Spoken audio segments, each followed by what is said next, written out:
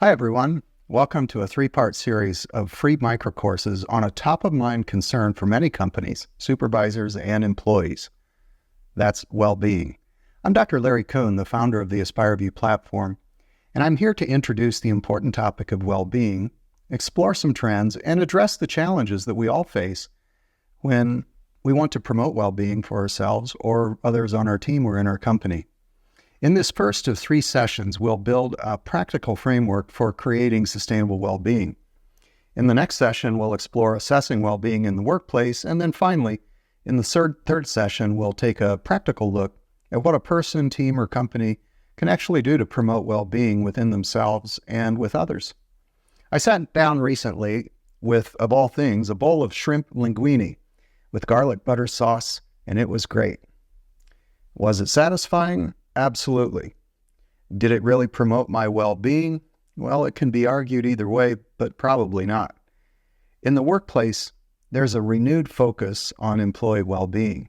The Oxford Dictionary defines well-being as the state of being comfortable, happy, and healthy. The data shows that well-being is linked to productivity and performance in high-achieving organizations. But beyond that, well-being initiatives are often not really sustainable. Companies often take an initiative-based approach to promote well-being and mental and emotional health. But lacking clarity about what well-being is, it's often difficult to prioritize, hard to measure, and like any other health goal, these initiatives are short-lived. It's clear that well-being matters to more people in the organization, and we believe it matters, but well-being initiatives are often either neglected or relegated to HR, or sometimes ranked far below other leadership priorities, and that's unfortunate. So let's think about, how do we really promote well-being? Well, it's one thing to have a great dream or an idea, but it's quite different when we want to turn that into reality. Well-being is like that idea that most people would generally say that they believe in, but for many people, as well as organizations, it sometimes seems to get lost when we move beyond our intentions. Over the past few years, well-being initiatives have focused on allowing more employees to work remotely, providing information to help people cope with their stress, and certainly to provide training to managers on how to support well-being initiatives. Also, there's a lot of focus on additional benefits and opportunities that can elevate wellness. Not a bad list. The programmatic approach is good, but for the purpose of our presentation here today and in the future sessions, we're going to provide different and helpful ways to think about and approach well-being, and ways that we can explore to promote well-being that are relevant and not prescriptive, making them more sustainable. Most of us certainly here, as you're watching this, we want to promote well-being. Let's offer some tangible takeaways that link well-being to practical success and make it sustainable, or what I call sticky. Not just something that is compliance-driven, but is lasting and impactful. Let's agree that well-being is good, but how good is it, and for whom? And these are important questions. We know it's good for employees, but why would employers want to promote it? Let's look at well-being as a measurable construct within the workplace. Often in the workplace, employers look at job satisfaction and employees' overall feeling about their job. We know that factors relating to job satisfaction include fair salary, a sense of autonomy and control, certainly opportunities for growth and exploring positive relationships with coworkers. Job satisfaction also is created by having a reasonable workload, a flexible schedule. Hertzberg identified certain factors that actually cause job satisfaction to increase, as well as a separate set of factors that cause job satisfaction or dissatisfaction to occur. Employee engagement is another measure that we often see in the workplace, as you know, the level of enthusiasm and dedication that a worker feels toward their job. That's also measurable to a degree. Do they really care about their work and their performance? Do they know what their role is? And how much do they want to do their role. Employee engagement explores, does the employee feel valued, respected, and appreciated? Do they think that their ideas are heard and understood? And do they have a sense that they're making a difference? Do they speak positively about their employer to others? And do they actually strive or put extra effort to contribute? Will they stay or will they go? Looking at job satisfaction, colleague relations, communication, organizational commitment, engagement also looks at how do employees make a connection between the hard skills and the soft skills, and it's a nice way to approach it.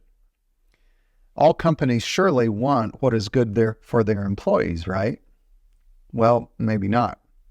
If somebody says something is good for me, and it's also good for them, I begin to suspect it.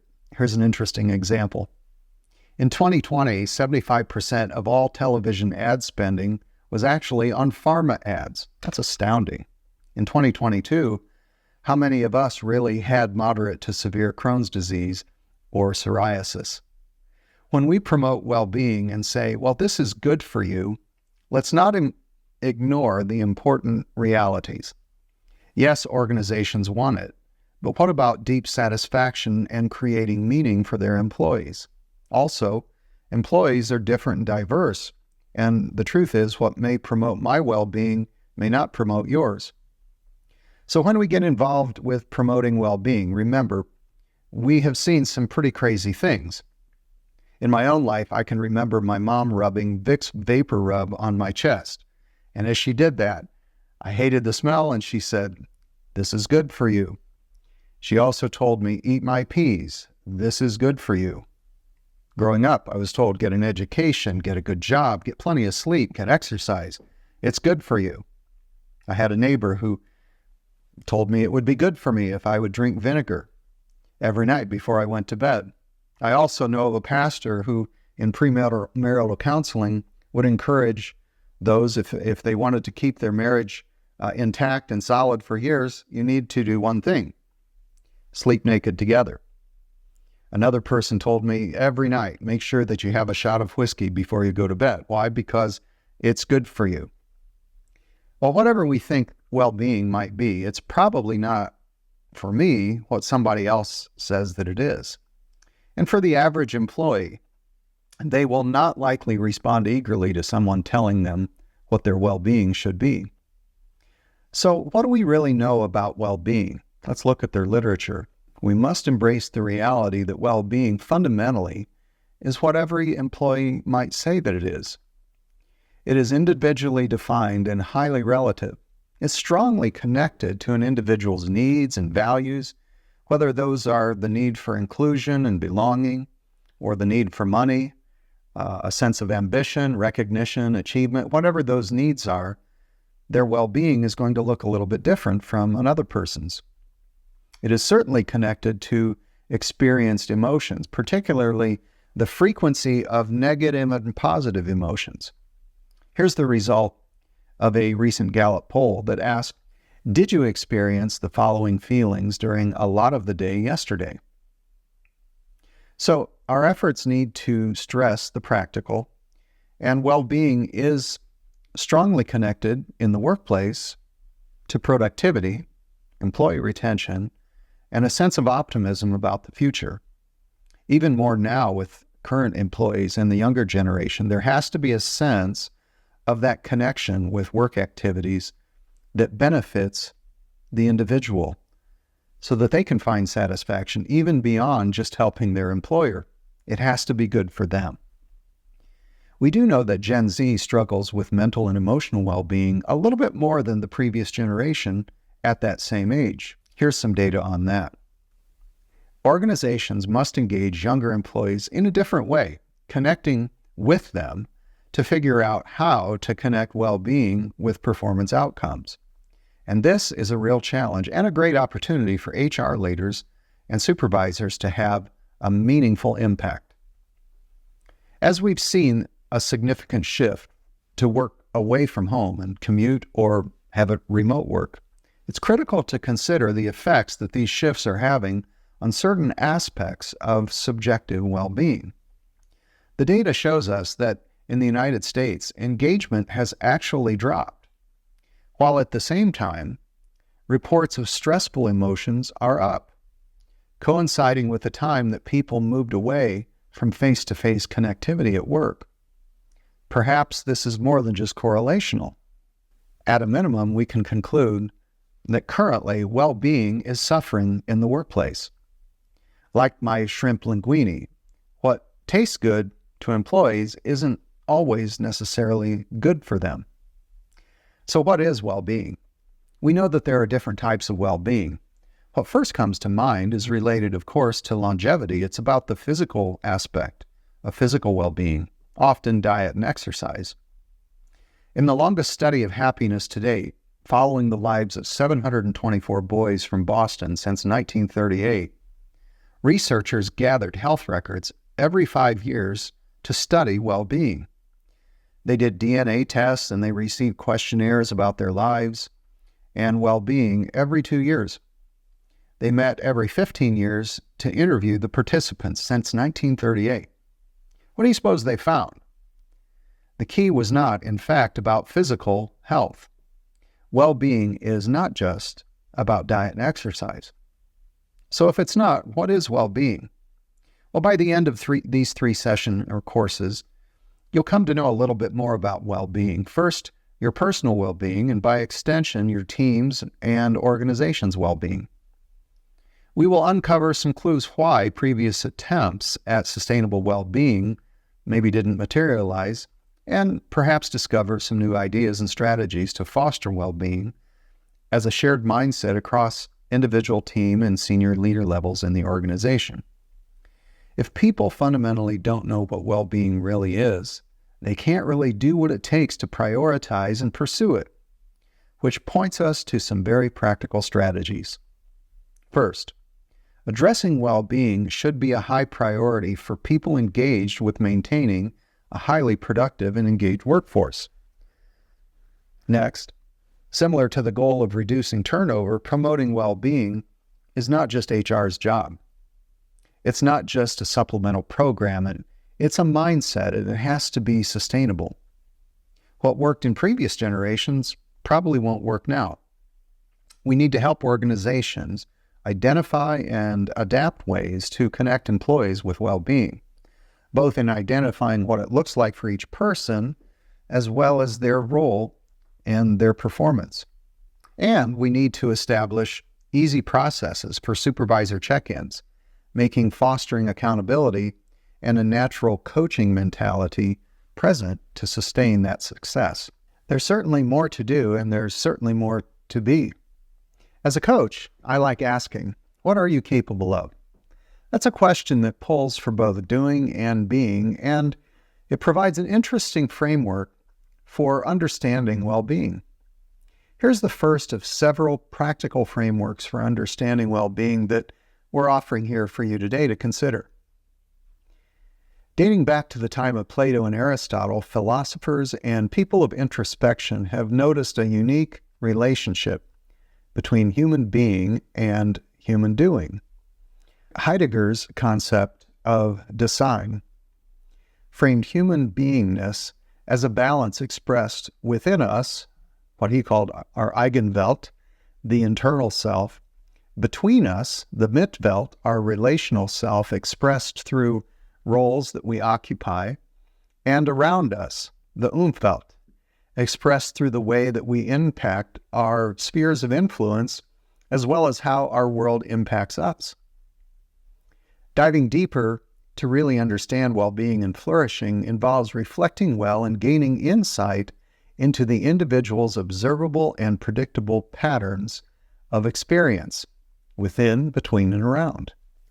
Here's what I mean by those internal patterns. Within relates to the internal processes unfolding within an individual's self, within the boundaries of their skin.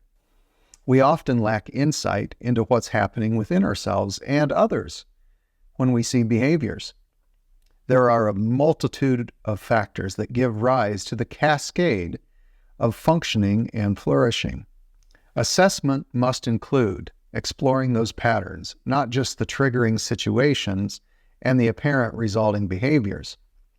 But an individual's dominance, needs, values, thoughts, beliefs, emotions, urges, and eventually their behaviors. It's a cascade that begins with a triggering event, and it's not just cause and effect. Shifting to look between relates to how we communicate and connect to others.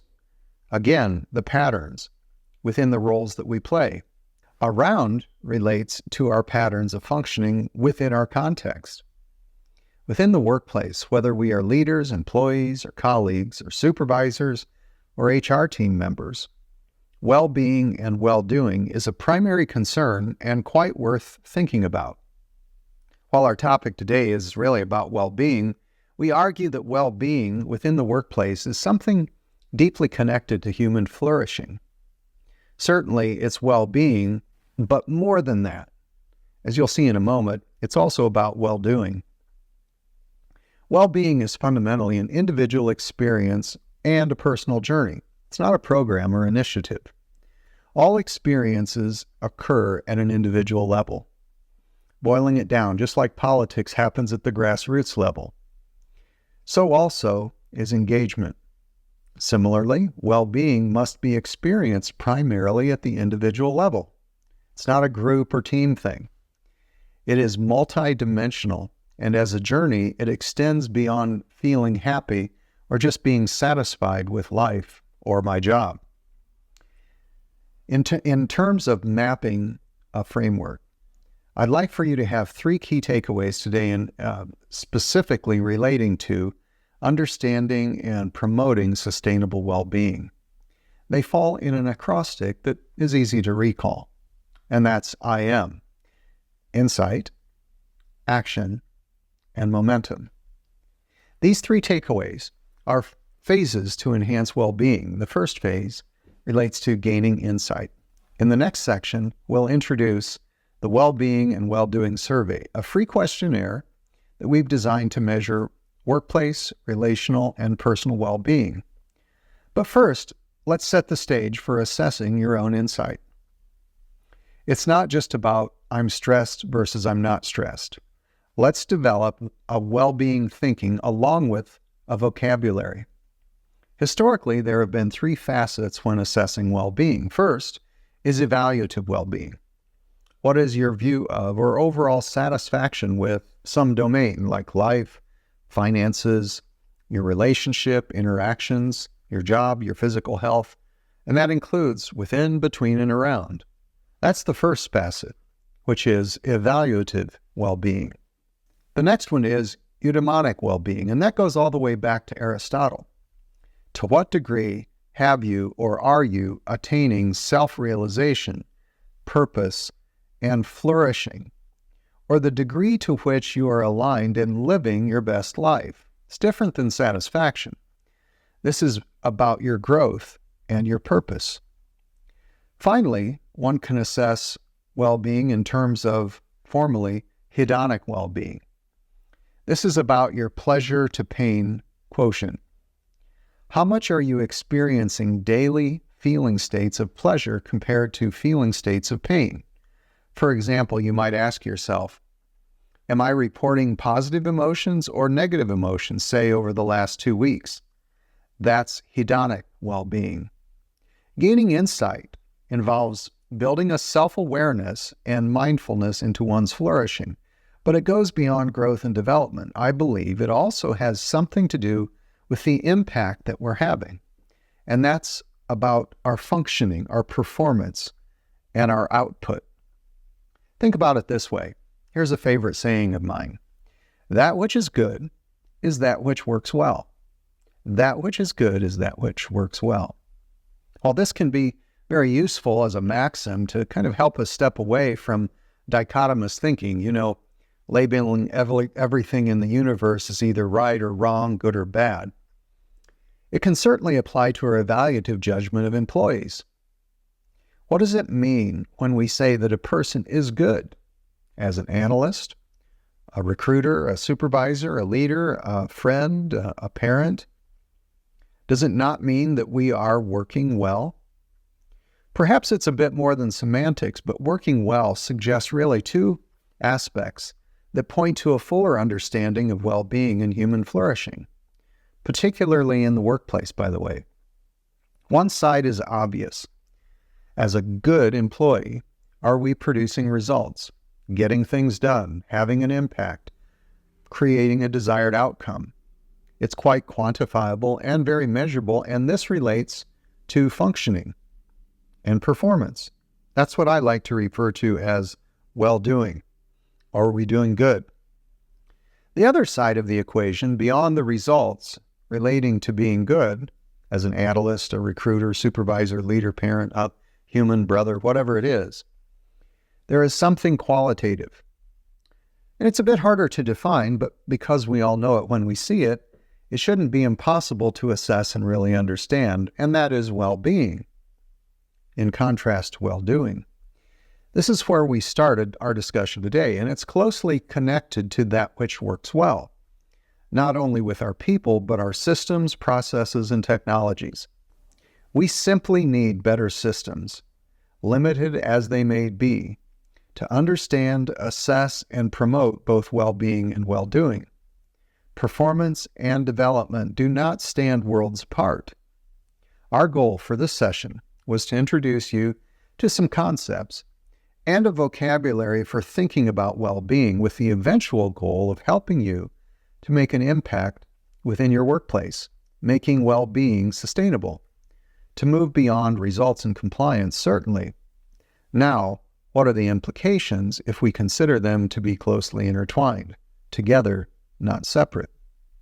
Tune into the next session, where we'll explore a way to inexpensively and robustly assess and track workplace well-being and well-doing. This will set the stage for our subsequent topic: what can you do to promote well-being and well-doing in the workplace? Thanks for connecting.